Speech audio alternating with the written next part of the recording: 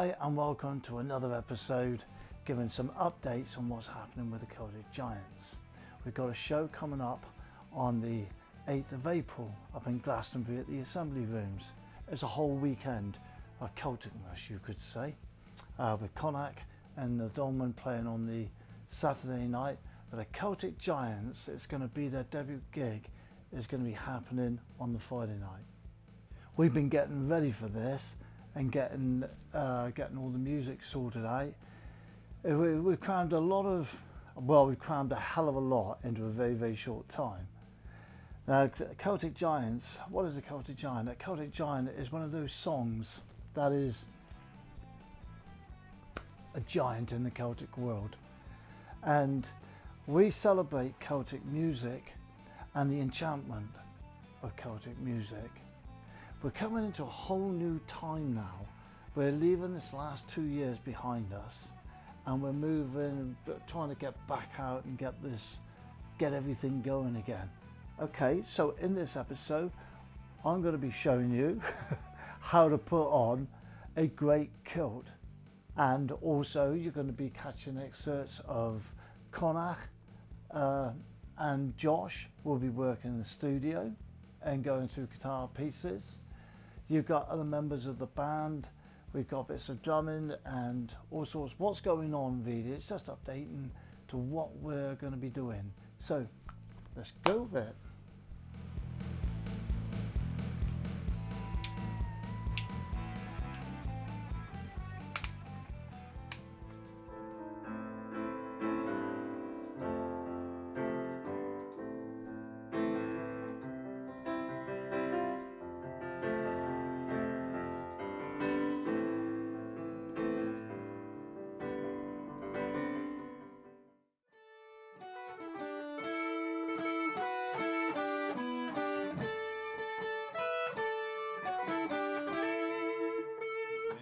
Third really.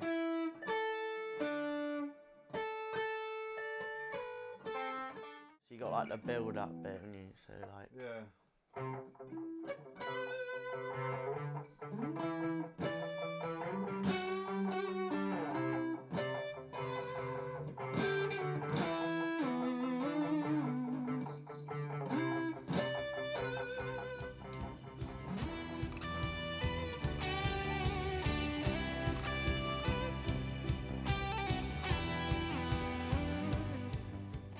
Hey everyone, today we've been re-recording the Fisherman's Song, which was written by the Dolmen. We thought it was a must to go into the Celtic Giants set. It's a truly beautiful song and it means a lot to many people. I've just finished putting down sort of a rough guideline electric guitar track that's going to be going on the song and working and trying to capture the sort of the true atmosphere that the song carries. So now we thought that we share a little soundbite, a sort of little clip of how the song's sounding and the work progress. It's nowhere near finished yet, obviously, so you know frequencies might be out, but you know have a listen and we hope you enjoy it.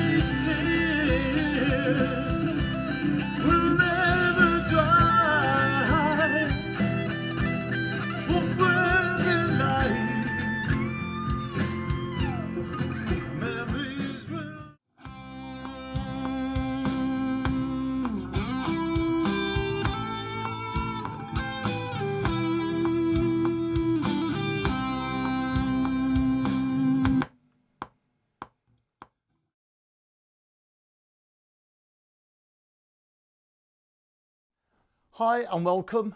I'm going to show you how to put on a great kilt. On the floor here, I've rolled out my material. It's approximately 4 yards in length and 150 centimeters in width. Opened up, that makes an 8-yard kilt. And this is a great kilt. Not, well, it is a good kilt, it's a great kilt. I'm 6 foot tall, approximately. And I'm quite portly, okay?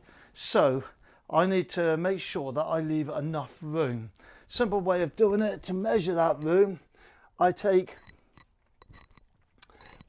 put my arm down like this, right there, and I'll put my hand there like that.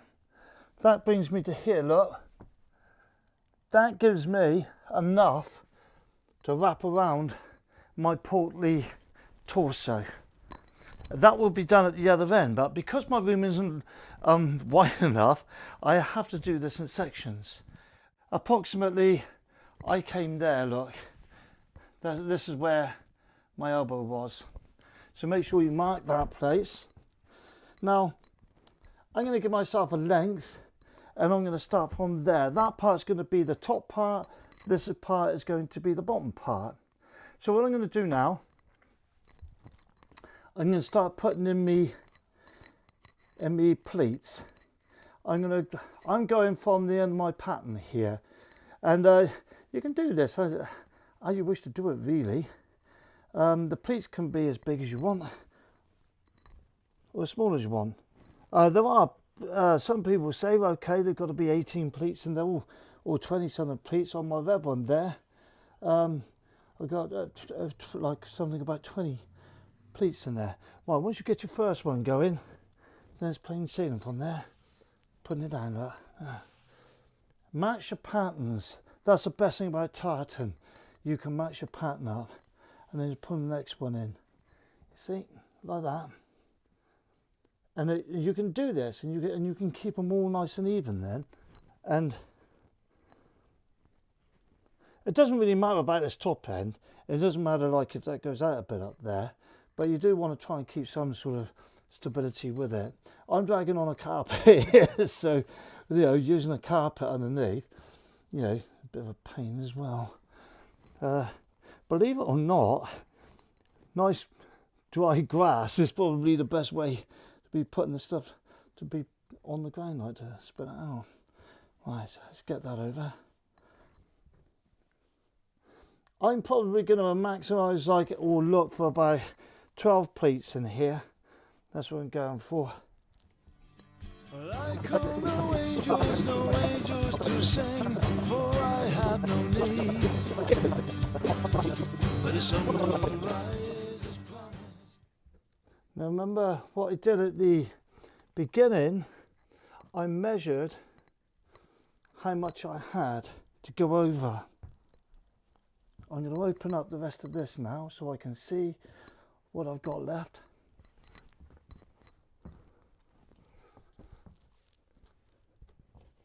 I'm kneeling on my pleats because I don't want to pull them out.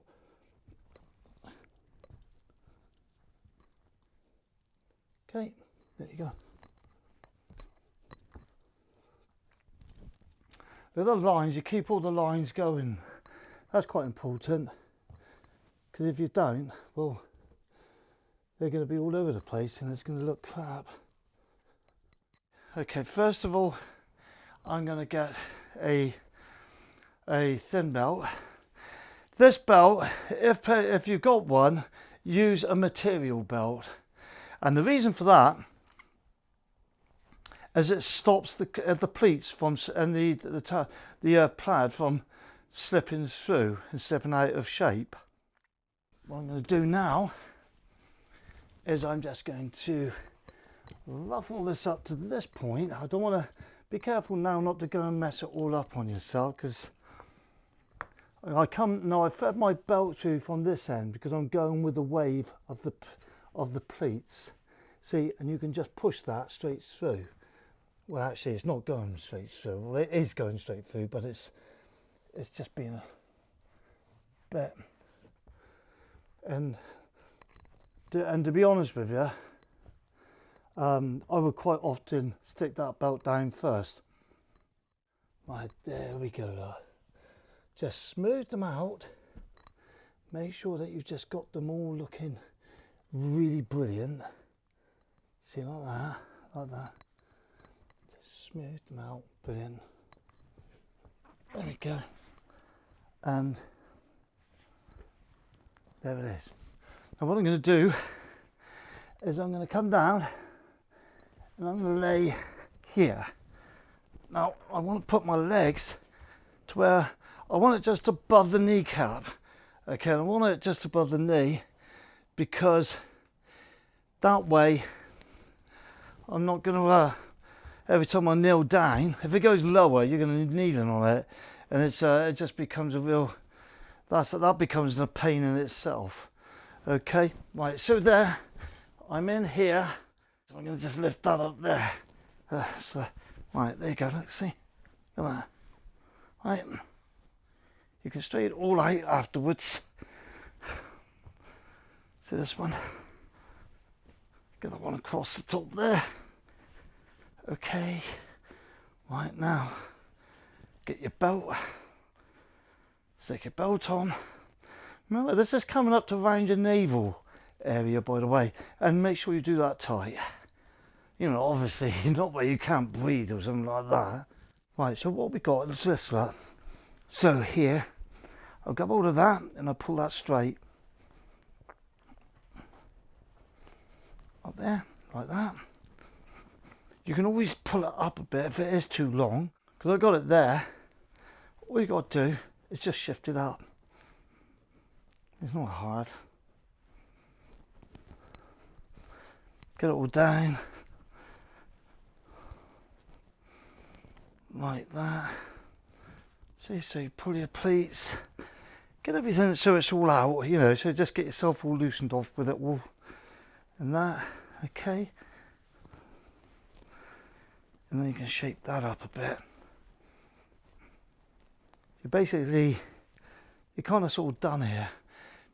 To be honest with you, yeah, just in your boxer shorts or whatever, and it's easier. I got tracksuit bottoms on, and I should have just taken them off really. I've now removed my tracksuit bottoms, etc., and because it's just getting ridiculous trying to move in it all. And this gives me a little bit more weight. I'll put another belt on there. Look, you can see this, right? Now you see, I can dance around, whatever. But play football or rugby. I don't either of them, to be honest with you. Now you see, if I want to bring this about, right, and I want to now, where this is as a Great Kilt on a sort of cold winter night. I mean, what I would do is I can pull it up and I can wear it like this. And this, believe me, you know, many festivals I've done, and I wear my kilt. It's the warmest garment I've ever had, and it's brilliant. This is 16 ounce, it's 100% wool. So when the water hits it, normally it will actually just run off most of the way, to be honest with you. Now, if I want to get right on the traditional side, there's different ways of doing this. So I'm going to take it like that. So I've pulled that out now, so I got the whole end, because what I like to do is I like to get it right up like that. Now you can have a brooch to go in there, right? Or if you want, you can come traditional. Now, what I tied my hair up with, I'm going to show you, is another piece of cut off material, right? And this would have probably been done with a bit of binding, a bit of leather thong. So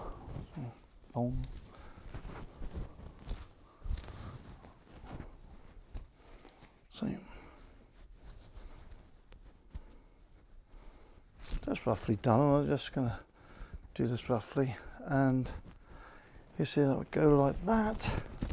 Just pull it round, and just tie yourself a little bit of a, I'm just going to tie that loosely there for now.